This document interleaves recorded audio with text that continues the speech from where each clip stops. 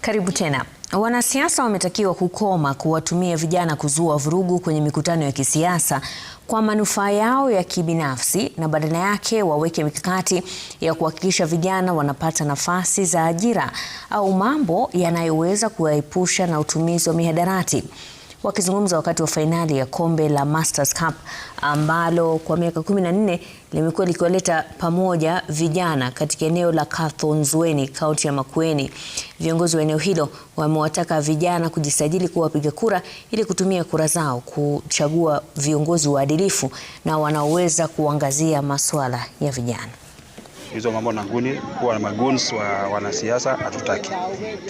Wao na mambo yao ya masomo, mambo yao ya michezo, na kama ni mambo ya kura wachukue kura.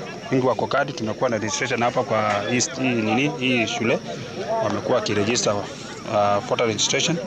Kwa tunawahimiza sana wajiandikishe mambo na kura. Wanasiasa wengi ambao wanafanya kazi na wanapenda kutumia vijana, na wakati mwingi wanapatia vileo, wanalewa ndio waweze kuwashangilia ama kushambulia wenzako. Wasikubali hilo, kwa sababu IEBC ilileta mpango wa kujiandikisha, na kwa sababu wengi wao ambao ni majenzis na wale wametoka juzi wamejiandikisha kama wapiga kura, waweze kutambua na wachambue, waone viongozi walio uko kwa uongozi wakati huu kutoka kwa MCA mpaka kwa rais, na wale ambao wanaomba kuwa katika nafasi ya uongozi wawachambue vizuri, wanatumia ile kadi yao ya kura tu.